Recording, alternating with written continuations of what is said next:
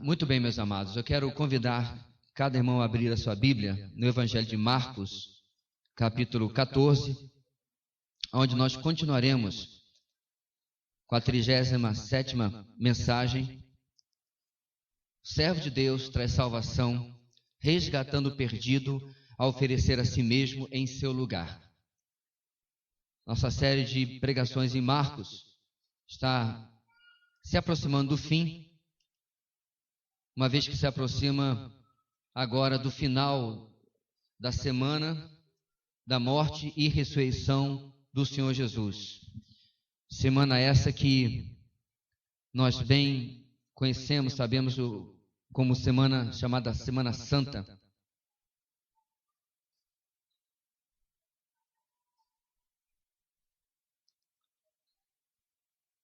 E nós vamos ler, irmãos, do versículo 12 até o versículo 26.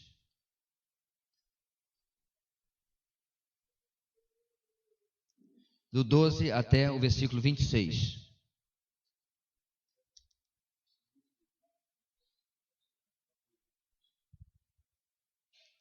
Marcos 14, de 12 até 26. Dá uma olhadinha ao redor, se alguém não tiver uma Bíblia que possa usar com você aí, compartilha, por favor, para que todos nós possamos ler juntos. Obrigado, irmão.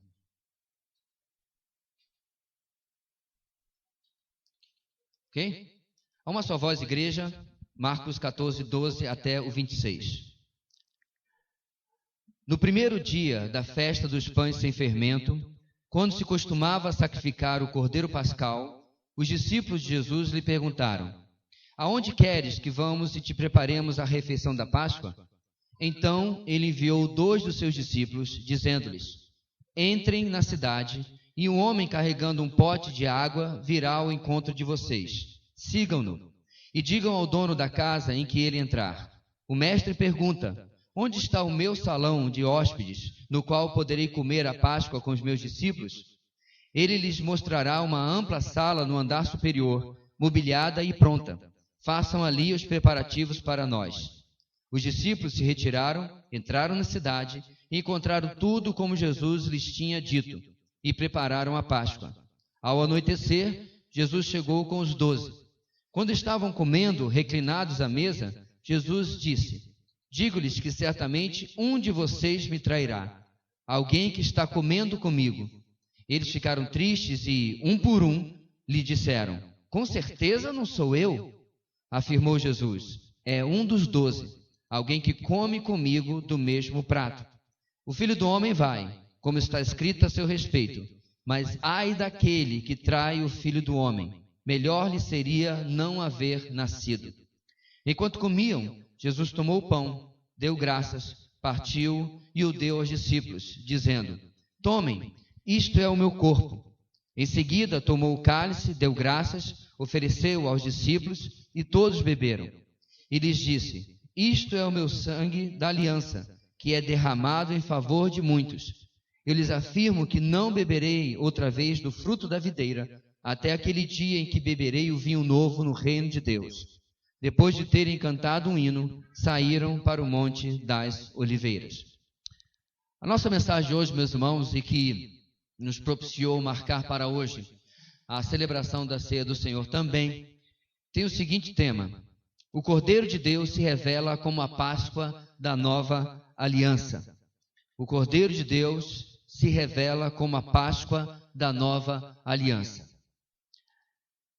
Talvez se revelar seja não exatamente algo tão seguro e correto assim, uma vez que em várias vezes durante o Evangelho de Marcos, só esse que nós estamos expondo, Jesus deixou claro o que ele veio fazer aqui.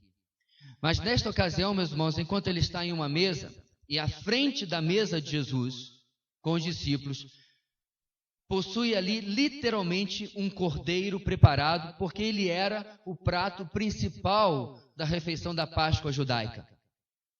E ali diante daquela metáfora tridimensional, diante daquela representação tridimensional do que ele queria dizer, ele não deixa mais nenhuma dúvida para os seus discípulos de que ele veio buscar e salvar o que havia se perdido. Que ele veio dar a si mesmo, como o título da nossa série Marcos, o servo de Deus traz salvação, resgatando o perdido ao oferecer a si mesmo em seu lugar.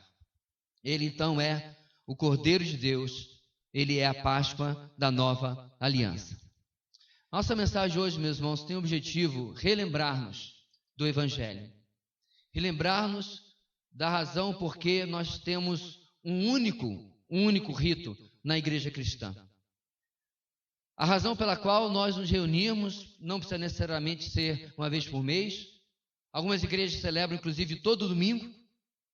Mas que nós nos reunimos em um ritual simples, com elementos simples, presentes praticamente em qualquer cultura ou com algo similar. Nós vamos lembrar do sacrifício de Jesus. 3 partes, meus irmãos, desse texto vão nos explicar o que significa ele ser o Cordeiro que se revela como a Páscoa da nova aliança. Primeira parte do versículo 12 até o versículo 16 nos ensina que a Páscoa da nova aliança está sobre o domínio do servo sofredor. Como eu escrevi, meus irmãos, em um artigo para o nosso boletim há algum tempo atrás, você pode encontrar esse artigo no nosso site na internet, Jesus não foi um mártir. Jesus não foi uma vítima. Jesus não foi pego de surpresa nas circunstâncias daquela última semana. Ele não chegou em Jerusalém, como nós vimos algumas mensagens atrás, no início desta semana, pensando que tudo seria diferente, que ele seria recebido e que seria aclamado e que finalmente ele tomaria o seu lugar como rei soberano sobre o povo de Israel. Jesus sabia, meus irmãos, cada minuto de cada hora, de cada dia do seu tempo nesta terra. Portanto, ele está no controle do que está acontecendo na sua vida. E isso vai ficar claro no texto 12 a 16 da seguinte maneira. O texto diz que no primeiro dia da semana, da festa dos pães sem fermento, eles estavam se preparando para a Páscoa.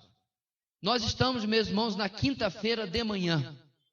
Nós estamos no dia anterior à morte e ressurreição de Cristo. Esse dia se estenderá, pelo costume judaico, até às 6 da tarde de quinta-feira. A partir das 6 da tarde, 18 horas, eles já consideram como parte do próximo dia. Ou seja, eles estão literalmente nas últimas 24 horas de vida, antes da sua ressurreição, é óbvio, de vida do Senhor Jesus. E eu fico pensando, meus irmãos, se eu tivesse a plena consciência de que a esta hora, às aproximadamente 19 horas, eu não estaria vivo, qual seria o meu estado de espírito? Qual seria a minha postura? O que eu estaria fazendo? Será que eu estaria fazendo como aquelas pessoas que estão no corredor da morte ali nos Estados Unidos e têm direito a uma última refeição e dentro de determinados limites, eles podem pedir o que quiserem, eu quero comer uma lagosta, eu quero comer isso, aí eu podia pedir o meu bife à parmegiana. É a minha última refeição?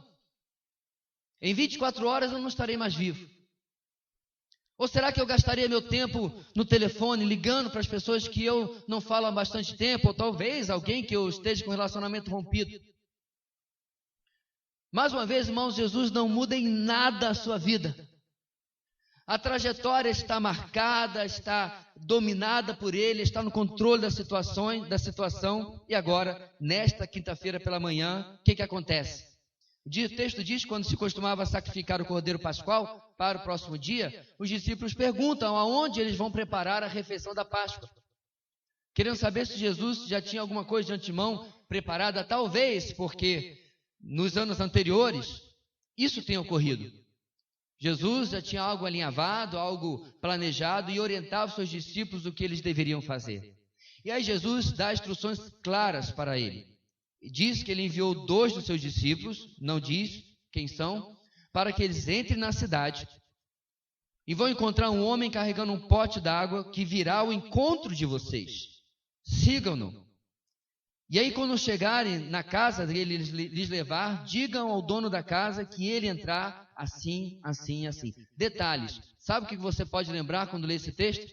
As mesmas orientações que Jesus deu no começo da semana, na entrada triunfal. Lembra disso?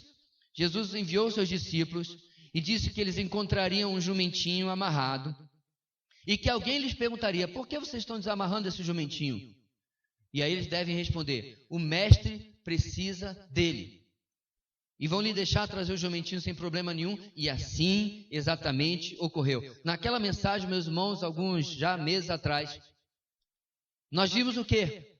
O controle do Senhor sobre as situações na sua última semana de vida. E agora, no seu último dia de vida, mais uma vez ele manifesta o completo controle e domínio sobre a sua vida. Sobre aquilo que está acontecendo. Ele não é vítima, ele não é Marte, ele está no controle. E diz o texto que eles vão encontrar, inclusive, ele dá uma dica de algo incomum. Um homem carregando um pote d'água.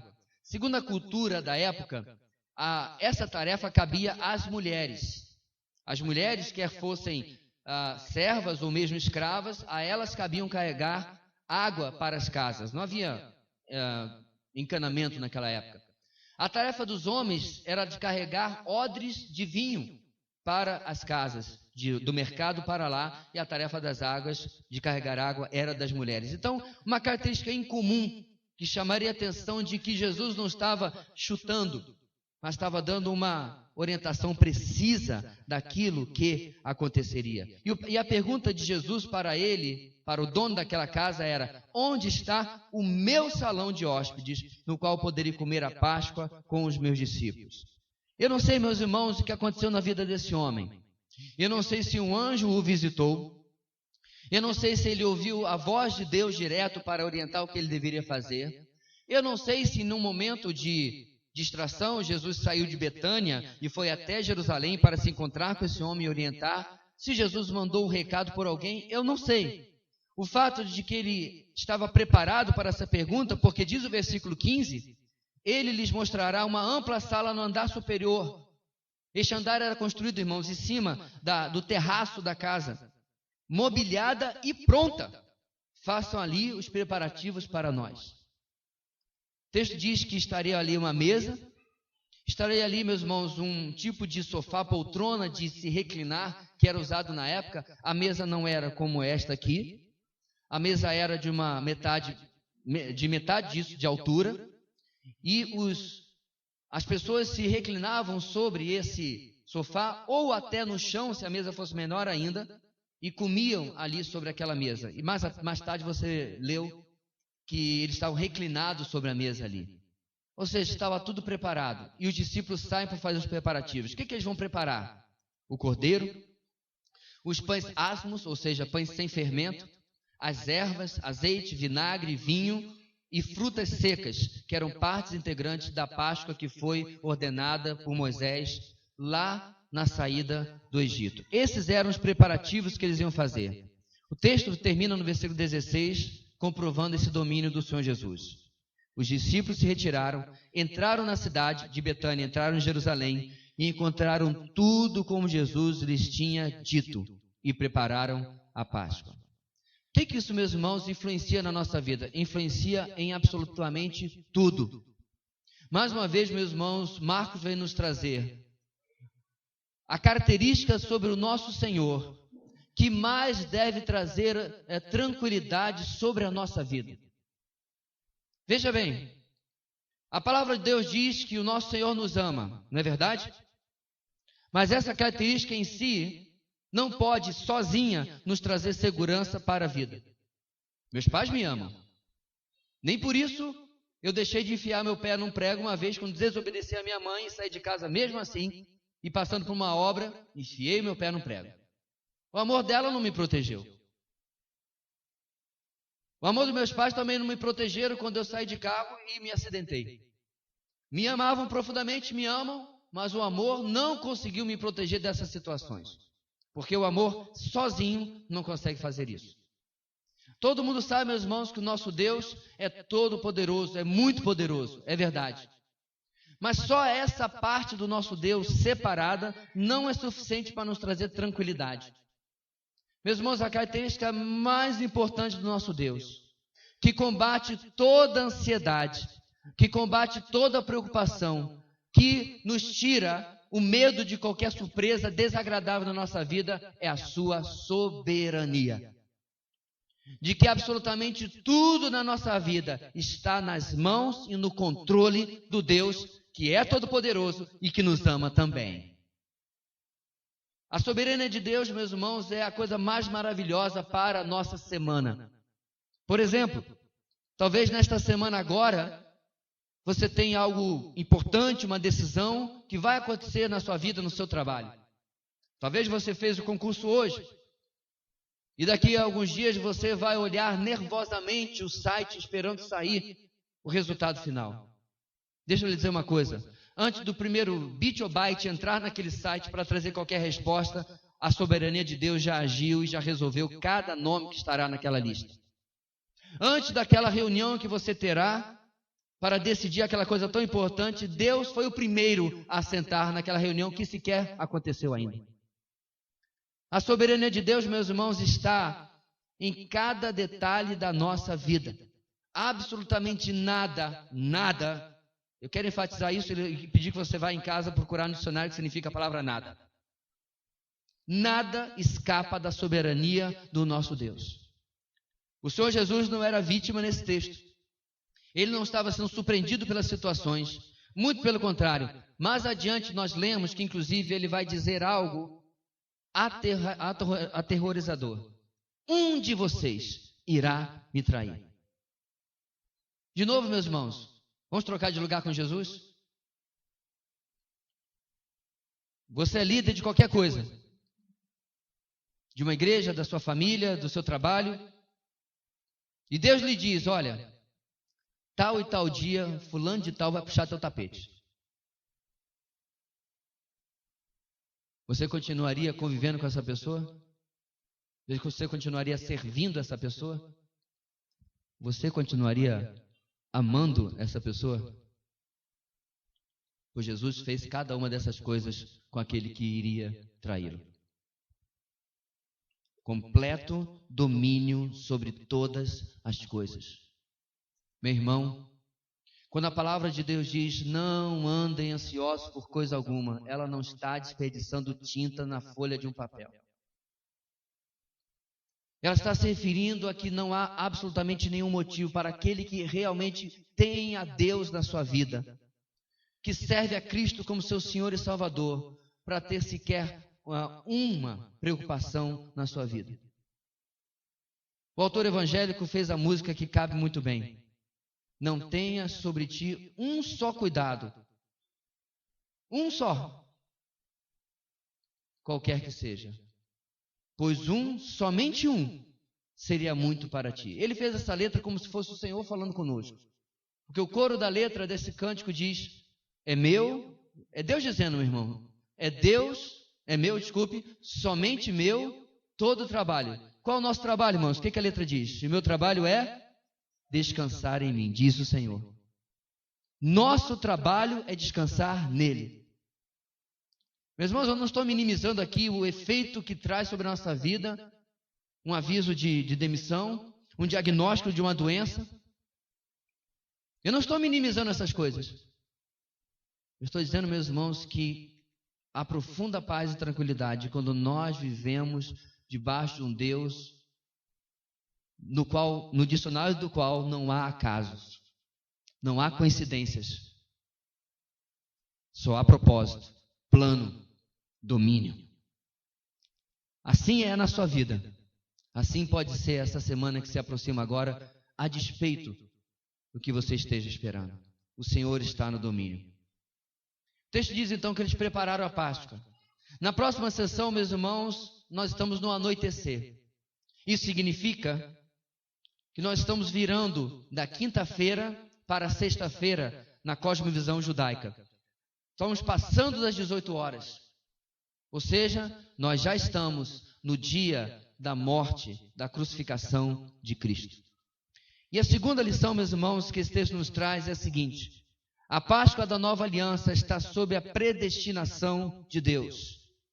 A Páscoa da nova aliança está sob a predestinação de Deus. Ou seja, cada detalhe do que está acontecendo aqui, meus irmãos, não está apenas sob o controle, mas foi determinado pelo Senhor para que acontecesse desse exato jeito. Para que o que está ocorrendo aqui na narrativa acontecesse segundo o propósito e determinação do nosso Deus.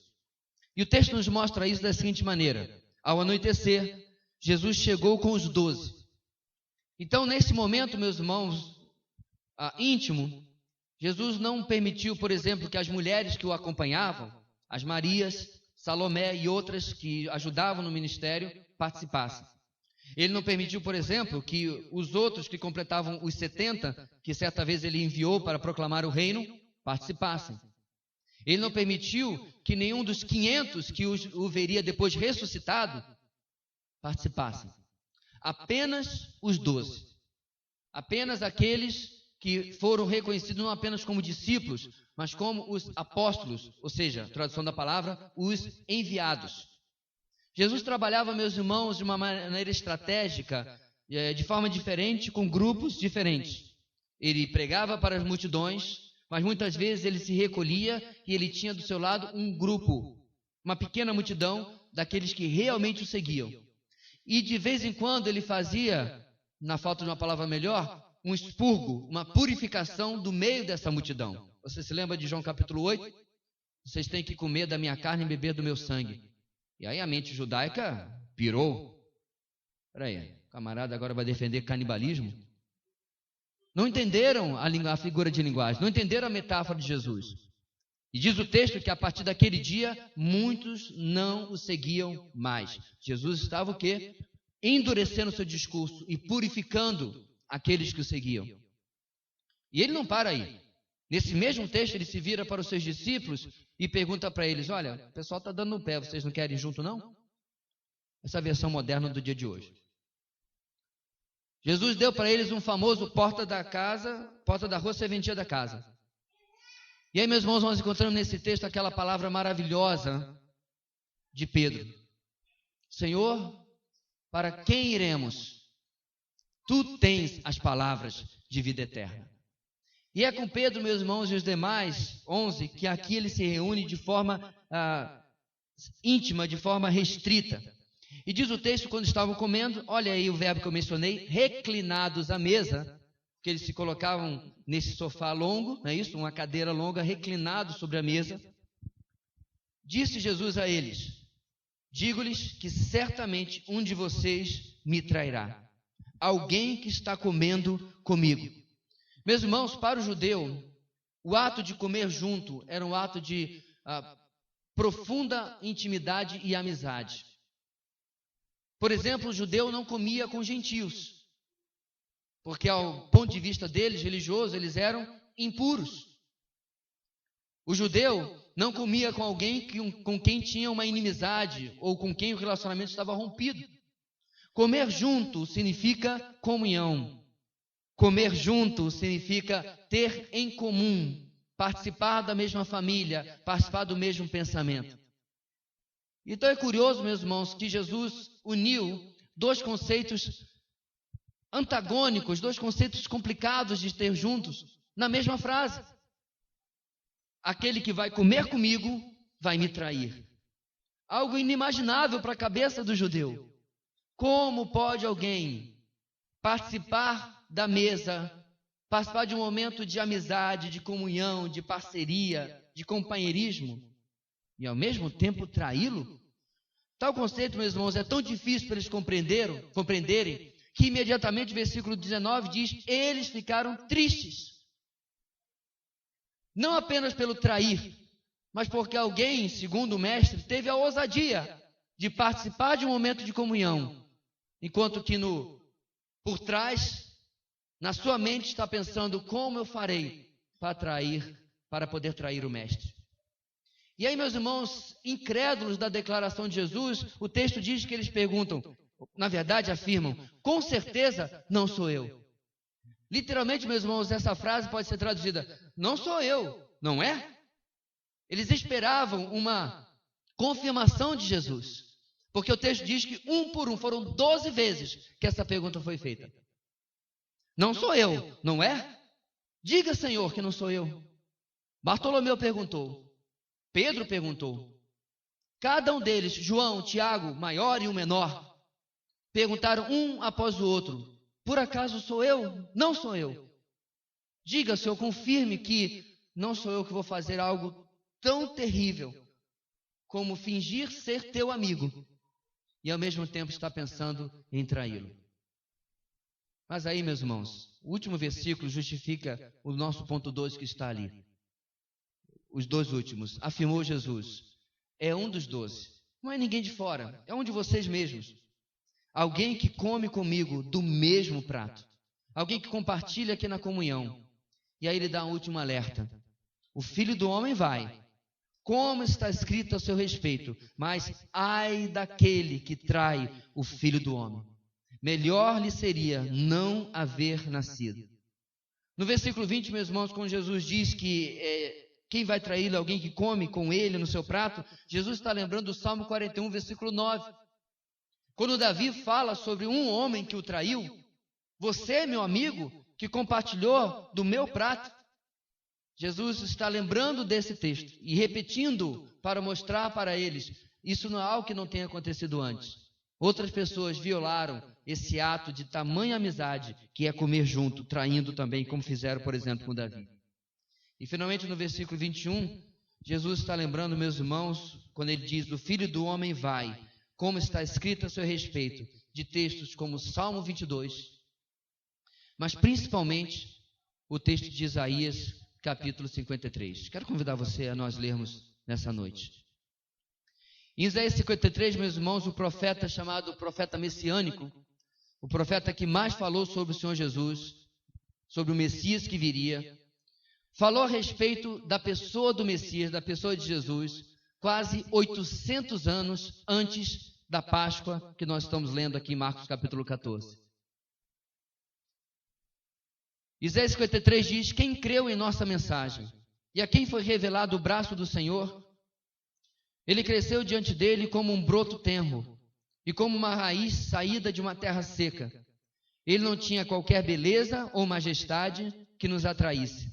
Nada havia em sua aparência para que o desejássemos. Foi desprezado e rejeitado pelos homens, um homem de dores, experimentado no sofrimento. Como alguém de quem os homens escondem o rosto, foi desprezado, e nós não o tínhamos em estima. Certamente ele tomou sobre si as nossas enfermidades, e sobre si levou as nossas doenças. Contudo, nós o consideramos castigado por Deus afligido, atingido e afligido. Mas ele foi transpassado por causa das nossas transgressões, foi esmagado por causa de nossas iniquidades. O castigo que nos trouxe paz estava sobre ele, e pelas suas feridas fomos curados. Todos nós, tal como ovelhas, nos desviamos, cada um de nós se voltou para o seu próprio caminho, e o Senhor fez cair sobre ele a iniquidade de todos nós. Ele foi oprimido e afligido, e contudo não abriu a sua boca. Como um cordeiro foi levado para o matadouro, e como uma ovelha que diante de seus tosqueadores fica calada, ele não abriu a sua boca. Com julgamento opressivo ele foi levado. E quem pode falar dos seus descendentes? Pois ele foi eliminado da terra dos viventes. Por causa da transgressão do meu povo, ele foi golpeado. Filho do homem vai, da maneira, do jeito como está escrito ao seu respeito. Meus irmãos, meu querido amigo, essa noite, os eventos que ocorreram há cerca de 2.000 anos atrás, aproximadamente, 1980 e poucos anos atrás, não são quaisquer eventos na história da humanidade. Cada um deles estava determinado desde o primeiro dia em que o pecado entrou no mundo, na verdade, até antes disso. Mas que isso ocorreria já foi revelado lá em Gênesis capítulo 3, terceiro capítulo da Bíblia. De que o descendente da mulher, um homem, e este é Jesus, esmagaria a cabeça da serpente. Que através da cruz ele destruiria aquilo que Satanás levou o homem a trazer sobre si mesmo, o pecado. E o que nós temos aqui, meus irmãos, é Deus cumprindo milhares e milhares de anos depois, exatamente aquilo que ele garantiu. De que ele havia predestinado que seu filho viria, viveria a nossa vida, sofreria a nossa morte para nos levar até Deus. Aí eu digo, você acha sequer que a sua presença aqui hoje à noite é mera obra do acaso? Ou porque simplesmente você foi convidado ou se sentia bem e resolveu vir? Deus está agindo, meu amado, na sua vida. Deus está agindo nos detalhes do seu dia a dia. E Ele faz isso para mostrar de que Ele poderia simplesmente ter feito outra coisa, mas Ele decidiu que o curso da história seria esse, e que seu filho sofreria por causa do nosso pecado. Por que eu estou dizendo isso, meus irmãos? Porque se eu tivesse controle do futuro e tivesse o poder de predestinar aquilo que aconteceria, eu com certeza evitaria sofrimento na vida dos meus filhos. Ora, provavelmente eu evitaria sofrimento na sua vida também. Talvez eu seria e criaria um mundo onde, inclusive, ninguém pudesse sequer se cortar em um pedaço de papel. Mas o Senhor, meus irmãos, não apenas não criou um mundo assim, como criou um mundo onde o sofrimento atinge a Ele por nossa causa. Onde o sofrimento atinge o seu Filho, o Deus feito homem, por mim e por você.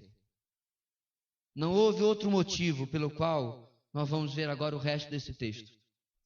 Mas o motivo fui eu. É você. Não houve ninguém vítima de conspiração. Não houve ninguém pego de surpresa. O texto diz: o Filho do Homem vai como está escrito a seu respeito. Desde a manjedoura já havia a sombra de uma cruz sobre aquele que estava lá, sobre aquele bebezinho. Agora, meus irmãos, apesar de Deus ter predestinado que assim aconteceria com seu filho, o resto do texto diz que Judas ainda era responsável. O texto diz que o Filho do Homem vai assim, mas ai daquele que trai o Filho do Homem. Isso significa, meu querido, que eu e você somos completamente responsáveis por aquilo que fazemos com a oferta de salvação em Cristo Jesus. Se decidimos servi-lo, se decidimos ir atrás dele, se decidimos obedecê-lo, a graça de Deus tem nos alcançado para fazer tanto. Mas se essa noite, se nós endurecemos o nosso coração e decidimos fazer do nosso jeito, da nossa forma, nós estamos seguindo exatamente aquilo que temos escolhido por causa do nosso pecado, por causa da nossa natureza pecaminosa. Qual tem sido a disposição do seu coração? Você tem se voltado para o Senhor? Você tem buscado obedecê-lo? Talvez essa noite você está ouvindo o Evangelho e você está se perguntando, mas o que eu tenho com isso? Você tem muito com isso. Porque você foi criado para a glória de Deus. Você tem vivido para a glória de Deus? Você tem vivido para agradar a Deus, para servir a Deus, para obedecer a Deus? Ou o resumo da participação de Deus na sua semana se reduz a este culto, a vir aqui? Ou talvez a lembrar dele durante a semana como alguma coisa grave aconteceu, ou arriscou acontecer.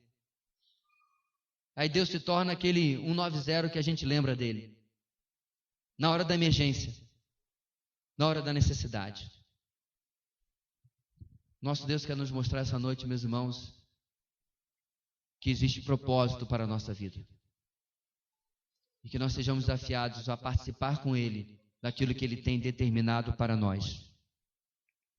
A Páscoa da Nova Aliança está sob o domínio do servo, sofredor.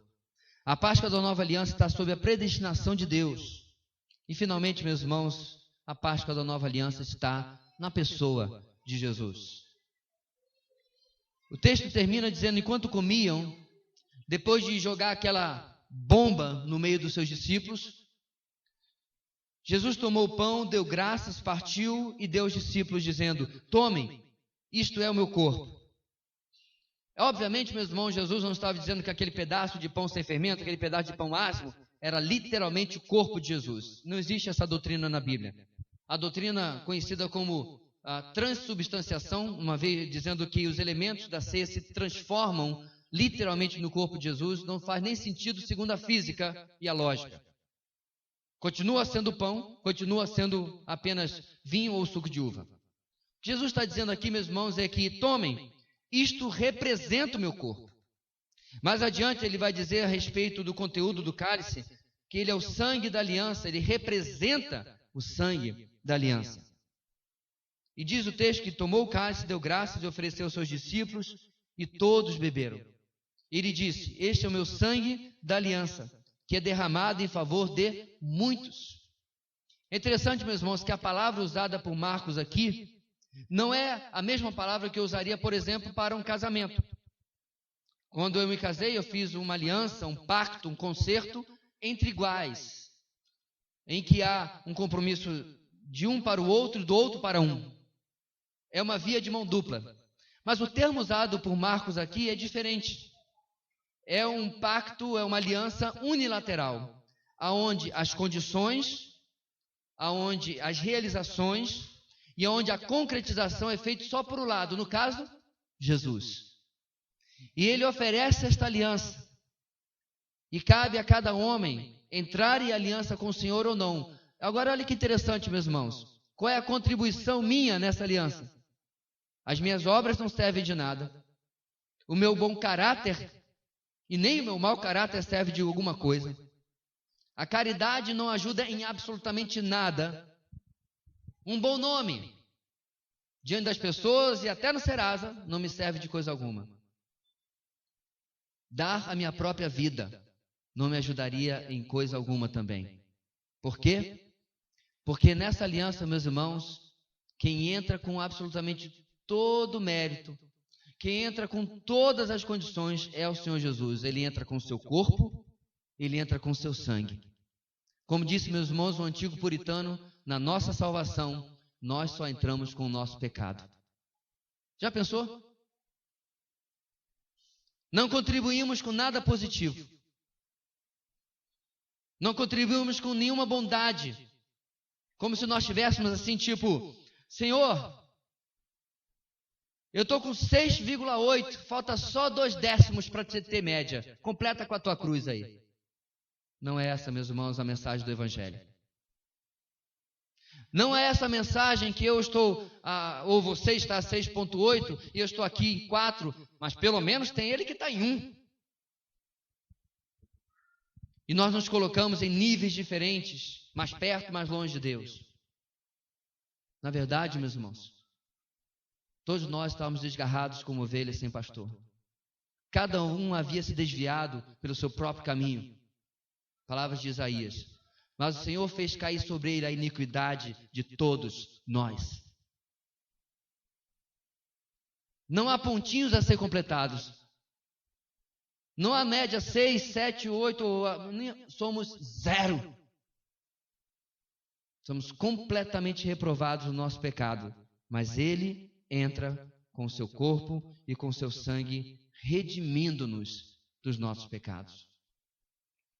E a Jesus, meus irmãos, é interessante que ele nunca falava do seu sacrifício sem olhar para frente, sem terminar ou completar com uma palavra de esperança. Olha o que ele diz. Esse é o meu corpo, esse é o meu sangue. Ele está falando da sua morte. E aí no versículo 25 ele diz, eu lhes afirmo. Aquela introdução solene que ele já fez tantas vezes. Preste atenção. Eu não beberei outra vez do fruto da videira. Eu não beberei novamente deste vinho até aquele dia em que beberei o vinho novo no reino de Deus. Espera aí, mas o senhor não disse que vai morrer? No próximo versículo, meus irmãos, Jesus diz, eu vou morrer, mas não é o fim.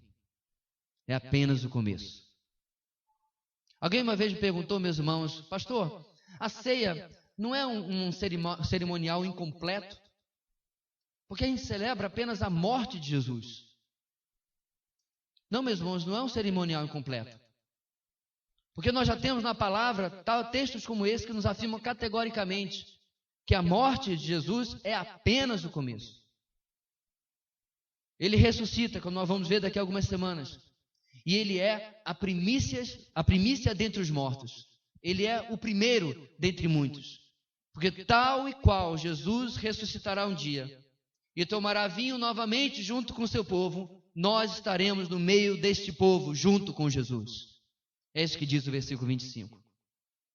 É a nota de esperança no final dizendo, olha, tudo isso vai acontecer, mas não percam a esperança, não desanimem, não é o fim ainda.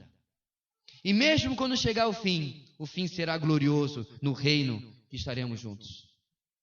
É o meu entendimento, meus irmãos, que Jesus está falando aqui não da eternidade, mas está falando aqui do reino milenar que ele inaugurará nesta terra quando voltar triunfante entre as nuvens. E a nossa narrativa termina. O último versículo, meus irmãos, diz, depois de terem cantado um hino, saíram para o Monte das Oliveiras. E por que isso é importante?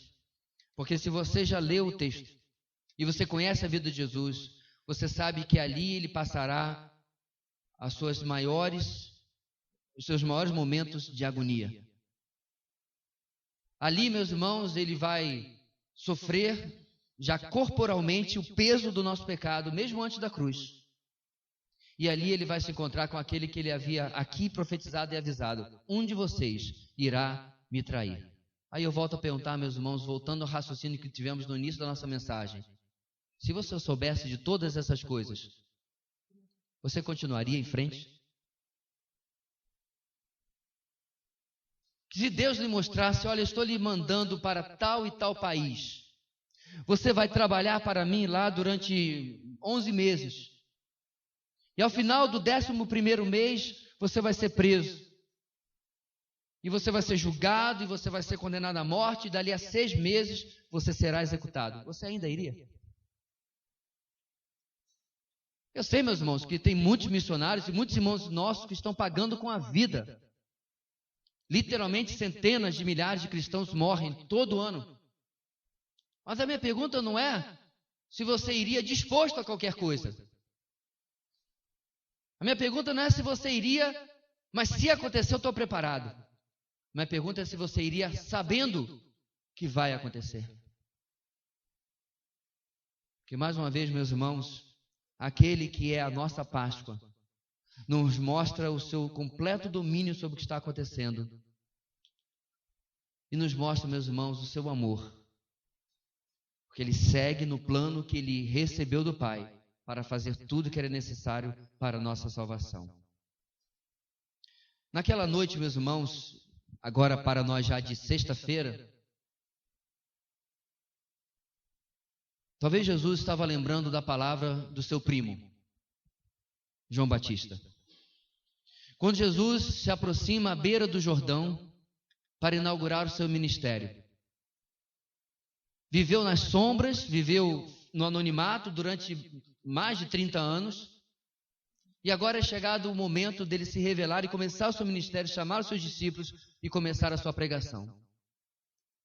E ele começa sendo ele mesmo batizado. Algo que surpreende até o próprio primo, diz: eu precisaria ser batizado por ti e vem tu a mim? Jesus insiste: sim. É necessário para que cumpramos toda a justiça.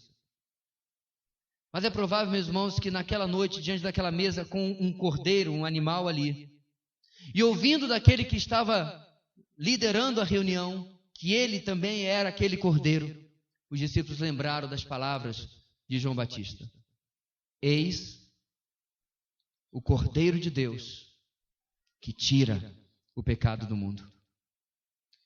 Esse é o pecado que é o responsável pela sua ansiedade, pela sua ira, pela sua lascívia, pela sua mentira, pela sua inveja, orgulho e todas as obras que são tão pertinentes à nossa carne. Essa noite, querido, o evangelho para você é o seguinte: cada pecado termina na morte de Jesus. Cada pecado é controlado naquele que se deu numa Páscoa, para que nós pudéssemos estar diante de Deus em santidade. Seu pecado não é um fim, é um meio para você mais uma vez experimentar o perdão e a graça de Deus. O pecado não terá mais domínio sobre você, meu irmão, nos diz Paulo, porque agora o Espírito de vida habita sobre a sua vida. Mas você que nos visita hoje, se você não tem absoluta certeza da sua salvação, e acredite-me, isso não é algo arrogante, é algo humilde. Ter certeza da sua salvação é acreditar nas palavras de Jesus. É ser humilde o suficiente para acreditar que aquele que disse que nos salvaria, realmente nos salvou de fato. Então, se essa noite você está aqui, essa noite você ainda não tem a certeza, a convicção de que você pertence a Deus, de que você é salvo, acredite, meu querido, o Cordeiro de Deus que tira o pecado do mundo também é a solução para a sua vida. A solução é você reconhecer-se como pecador. Reconhecer-se como pecador, como Pedro, que diante de Jesus diz: Senhor, afasta de mim, que sou um homem pecador. Mas reconhecendo-se dessa maneira, em arrependimento, entregar a sua vida e crer que Jesus perdoa cada um dos seus pecados e que você pode viver para Ele cada dia da sua vida. Nós vamos orar agora, e meu convite a você é que você faça a sua oração dizendo: Senhor, tem misericórdia de mim, que sou um pecador. Eu me comparo com as pessoas. Eu me considero superior a pessoas que eu acho que são piores do que eu. Mas eu reconheço esta noite que não é quem é melhor ou pior, somos todos necessitados da graça e da misericórdia do Senhor. Ore nessa noite, meu querido, e se achegue a Deus, se aproxime de Deus e deixe que Ele possa trazer sobre a sua vida a salvação que Ele e o seu Filho conquistaram na cruz do Calvário. Feche os olhos comigo, vamos orar. Senhor Deus, como podemos negligenciar tão grande e maravilhosa salvação? Que nós possamos, ó Deus, essa noite, olhar para a nossa vida, olhar, ó Deus, para as nossas limitações e reconhecer, ó Deus, como Tu tens sido bondoso e misericordioso e não nos deixar perdidos em nosso pecado e não nos deixar, ó Deus, na condenação do inferno, mas como o Senhor tem sido amoroso, providenciando a nossa salvação. Essa noite, Senhor, nós Te agradecemos porque podemos experimentar em nossas vidas a cada dia o Evangelho cumprindo aquilo que Ele se propõe, nos libertando do pecado, nos libertando, ó Deus, da necessidade de uma aparência, porque nós podemos experimentar a bondade e a santidade de Deus sendo derramadas sobre as nossas vidas, sendo vividas através das nossas vidas. Que essa noite, ó Deus, aqueles que ainda não experimentam uma convicção plena de salvação em Cristo, que Teu Espírito alcance esses corações, que eles reconheçam o seu pecado, que reconheçam, ó Deus, que estão espiritualmente cegos, nus, pobres, e possam receber de Ti ouro fino, refinado, que possam receber de Ti colírio para os olhos, que possam receber de Ti roupas novas, e possam experimentar tão grande salvação que o Senhor nos trouxe através do Cordeiro de Deus, que tira o pecado do mundo. É o que nós oramos, no nome de Jesus. Amém e amém.